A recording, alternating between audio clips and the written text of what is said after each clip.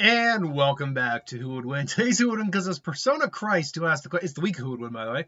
Persona Christ who asked us the question, who would win in a fight?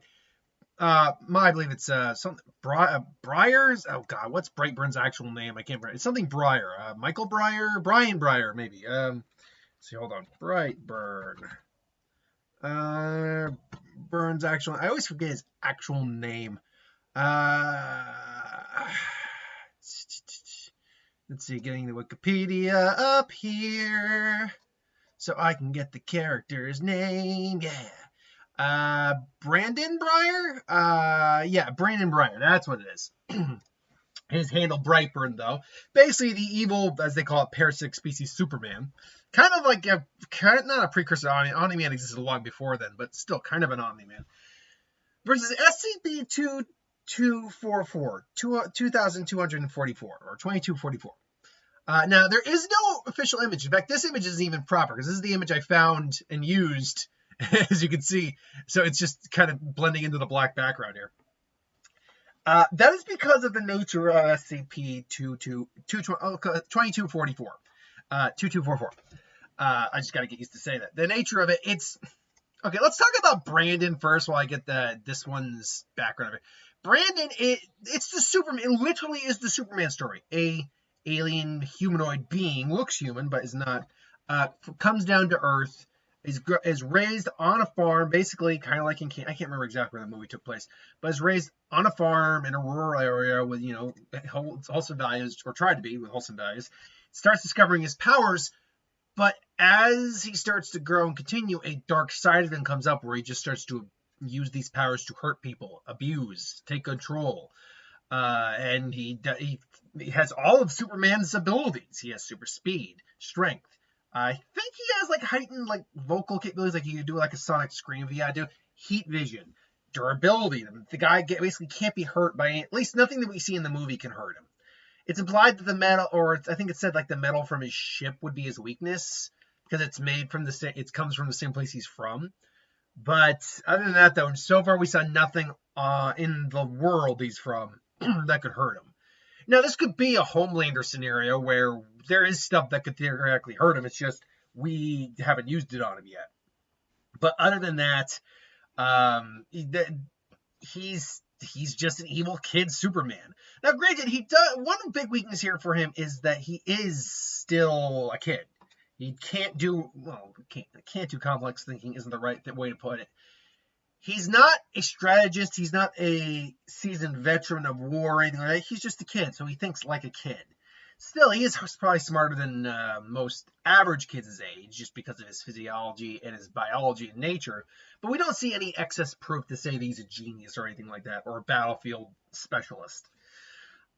There is also the fact that in his world at the moment, whether we get a sequel to this in a form of TV series, movie, whatever, but there is no one else in his world or nothing else in his world that is super like him. There is no other superpowered beings as far as we know. So there's nothing to really compare him to. So we have no idea how he would respond to another superpowered being.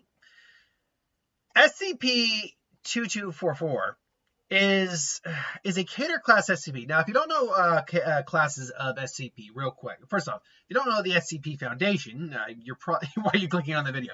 But no, seriously, if you're not aware of what the SCP Foundation is, it's kind of like Creepypasta. Creepypasta existed, I'm pretty sure, before the SCPs, but it's kind of like Creepypasta, where it's all fan-made, but it's think the X-Files or Warehouse 13, Warehouse 13, things along those lines.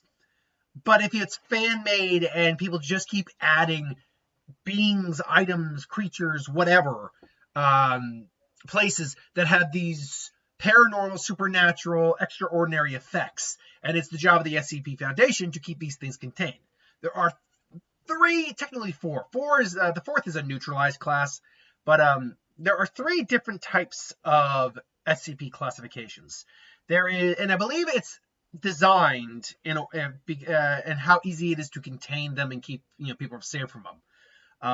The safe class is just safe. That's it. That's your class right there. Then I've always said it's Elucid, but apparently it is Euclid or Euclid. Anyway, that's the one where it's difficult to contain them, but not impossible. And then there's Cater, which is it's near impossible to truly contain this thing. And most Cater class ones are dangerous, at minimum dangerous, at worst apocalyptic. Now, granted, every one of those classifications has dangerous individuals in them. Most of the most dangerous ones though exist within the Cater class.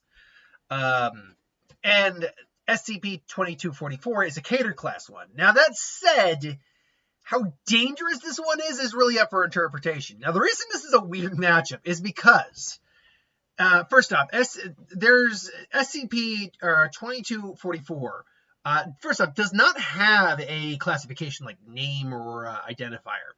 Some like the hard to kill reptile is 680.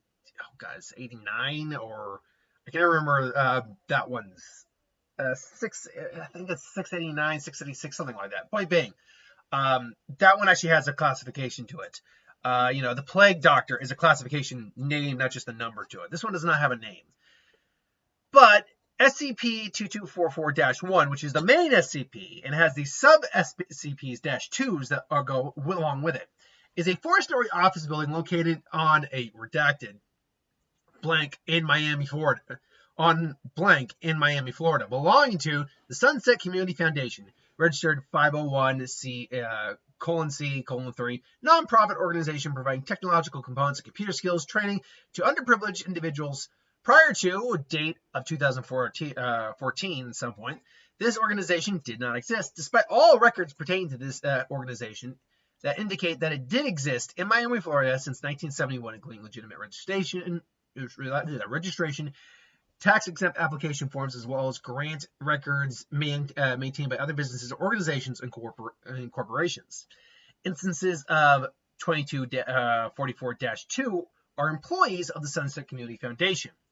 All observed instances appear to be human females between the ages of 14 and 70. No instances of another -2 can be accounted for prior to 2014, nor have any roots to the community, nor any any records of birth, residence, home ownership. None of these employees have been observed residing in any location other than -1 for a period of time exceeding 3 to 4 hours. Subjects have additionally proven to be immune to all forms of anesthetics, so the ability to anesthetize someone, possessed abnormal strength and speed, and if accosted or otherwise restrained, will become catatonic and unresponsive for a period of 30 to 180 seconds before abruptly disappearing. While not hostile, -2 subjects have consistently refused all entry into the compound of -1 and have refused to answer questions regarding their company in either a formal or informal context. Attempts by agents to trail or befriend subjects have been unsuccessful in yielding any information. Instead, Foundation personnel on Site 629, established across from -1, are limited to outside observation from the building. A window display unoccupied offices and are sealed shut, allowing for any further observation deeper into the building, or disallowing, All entryways are locked, otherwise guarded by instances of -2. As of October 2014, -2 subjects have become aware of Foundation surveillance inquiries and attempts, including Incident 00ABA. Subjects have allowed brief interviews by Foundation personnel to answer questions related to their safety and security of their work. Otherwise, little has been discussed. Then, on another point in 2014, which had previously been unoccupied residence, was replaced by, the location of another place was replaced by this SCP. I'm reading this verbatim, by the way. Due to lack of eyewitnesses or video surveillance in the area, the incident cannot be pinpointed at exact time. Physical evidence of -1 itself, as the Sunset Community Foundation, appeared to exist prior to 2004's multiple locations, both inside and outside. Apparently, in 2015, our surveillance cameras had abruptly lost power. At the same time, personnel on site reported SCP-1 had momentarily disappeared and reappeared as a larger building. Prior to this event, -1 has a 2-story building occupying blank square meters, which had become a 4-story building occupying a different amount of square meters, which had several hours. Within several hours, the subjects began to cover the building in tarps and brought construction equipment, blah, blah, blah, blah, blah. So the point of this whole scenario is, You want me to put a Superman figure against a supernatural building, which seems to just magically jettison out admittedly enhanced individuals who are stronger than usual, but are non-violent. What is the building going to actually do to win this fight? The only thing I can think of, this is like a Danny, the sentient streak from Doom Patrol scenario, where he literally just, when the going gets tough, he just nopes out of there. So this is literally Brightburn's like, I'm destroying buildings, I'll destroy this building, boom, just laser it, and then just boom, what? And then it just reappears.